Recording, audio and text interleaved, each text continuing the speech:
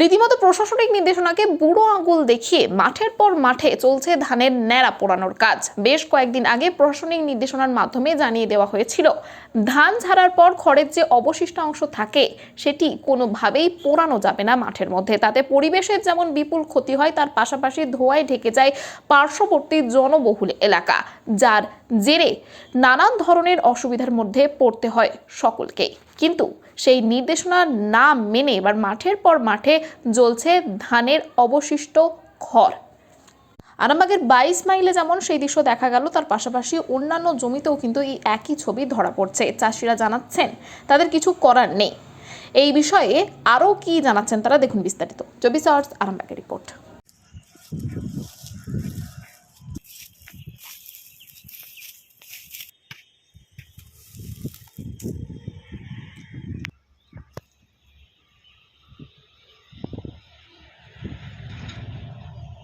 জমির পক্ষে তো খারাপ, কিন্তু কিছু উপায় নাই, তো ওগুলো তো ছড়াতে হবে। তাছাড়া ওই জন্যই আগুন দিয়ে পোড়ানো হয়, তবে জমিটা আবার চাষ দেওয়া যাবে, নাহলে তো সেই নাড়া ওগুলো পচবে, পচে চাষ দেওয়া যাবে না, নষ্ট হবে। তার থেকে ওই জন্যই আগুন দিয়ে পুড়িয়ে দেওয়া হয়। এই যে যারাগুলো পুড়াচ্ছে, এগুলো কি ভালো করছে না খারাপ করছে, কি বলবেন? আপনি কৃষক হয়ে কি বলবেন? না, এগুলো তো খারাপ হচ্ছে, তাছাড়া উপায় তো নাই, তাহলে নিয়েই যাবো কোথাও? ওগুলো তো পোড়াতেই হবে। যা হচ্ছে ওগুলো পুড়িয়ে দেওয়া হচ্ছে, যেগুলো রয়ে যাচ্ছে মানে চাষিরা কিছু কেমন সব ঘরের জন্য নিয়ে চলে যাচ্ছে। এই এই খড়গুলোই তো আবার গবাদি পশুরা খাওয়ায়। হ্যাঁ, সেগুলো যেগুলো মেশিনে ঝাড়া হচ্ছে, ধরুন সেইগুলো যখনই হাইট হয়ে যাচ্ছে গাড়ি করে তুলে নিয়ে চলে যাচ্ছে। ওইগুলোকে ভালো করে যেমন খড়ের গাদা দেওয়া হয় সেরকম গাদা দিয়ে রেখে দেওয়া হচ্ছে, না তখন খড়ের দাম প্রচুর।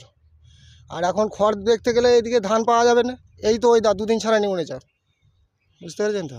এর জন্যই এই সমস্যা। এখন আমার নাম জামিরুল হোসেন, এটা কোন জায়গা? 22 মাইল। কি দেখছেন এই এই গোটা এলাকায় কি এরকম নাড়া পোড়ানো চলছে? না, সব জায়গায় হয় না, কেউ হাতেও কেটে নিয়ে চলে যাচ্ছে যে ঘরে ঝাড়ছে। আপনাকে তো দেখলাম আপনি হাতে কেটেছেন। হ্যাঁ, কেটে আমাকে এইগুলো আবার হপারি আমাকে ঝাড়তে হবে, তাছাড়া উপায় নেই।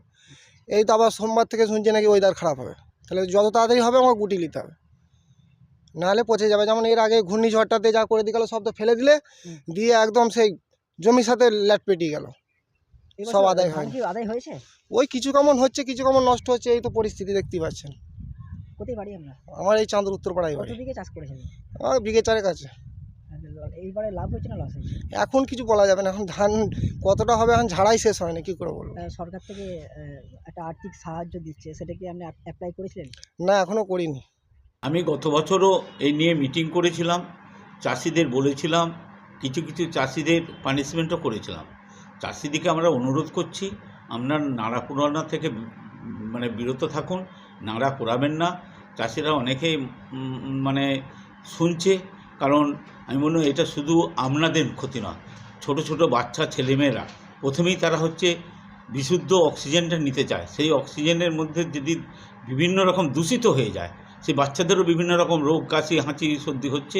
এরা আমরা বলতে অনেক চাষি শুনছে, চাষিদিকে আবার আমরা অনুরোধ করব, বলবো, এবং আমরা বিভিন্নভাবে মিটিং করে জানাবো চাষিদিকে। আমি আরামবাগ পঞ্চায়েত সমিতির সভাপতি শিশির সরকার। সন্তানের পরে মন বসছে না, প্রচুর পরিশ্রম করেও আপনি আশানুরূপ পারিশ্রমিক পাচ্ছেন না, যার ফলে আর্থিক সংকট আপনার জীবনে দুঃখ এবং চাপের ছায়া ফেলেছে। দেনার ভারে জর্জরিত স্বামী স্ত্রীর মধ্যে প্রতিনিয়ত ভুল বোঝাবুঝি বেড়েই চলেছে। নতুন বাড়ি কিনেছেন, কিন্তু সেই স্বপ্নের বাড়িটা যেন আরও দুর্ভোগ নিয়ে এসছে আপনার জীবনে। আপনি ভাবছেন সস্তায় পাওয়া বাড়িটা নেওয়াটাই কি সঠিক সিদ্ধান্ত ছিল? এমনই সব দ্বিধাদ্বন্দ্ব এবং জীবনের কঠিন মুহূর্তে আপনাকে সঠিক পথে পরিচালিত করবেন আন্তর্জাতিক খ্যাতিসম্পন্ন স্বর্ণপদক ও স্বর্ণ মুকুটপ্রাপ্ত ডক্টর অজয় শাস্ত্রী। তিনি শুধু আপনাকে পথই দেখাবেন না, আপনার জীবনে সত্যিকারের সুখ, শান্তি, ঐশ্বর্য, অর্থ যেন সঠিক সময় আপনার কাছে পৌঁছে দেয়, সেই দায়িত্বও নেবেন। তাঁর অভিজ্ঞতা এবং জ্ঞানের আলোতে আপনার জীবন হয়ে উঠতে পারে নিরুদ্বেগ ও সমৃদ্ধির পথে ধাবমান। তাই আর দেরি নয়, স্ক্রিনে দেওয়া নাম্বারে এখনই ফোন করে ডক্টর অজয় শাস্ত্রীর সাথে যোগাযোগ করুন। কে জানেন, হয়তো একটিমাত্র ফোনই আপনার জীবনকে বদলে দিতে পারে।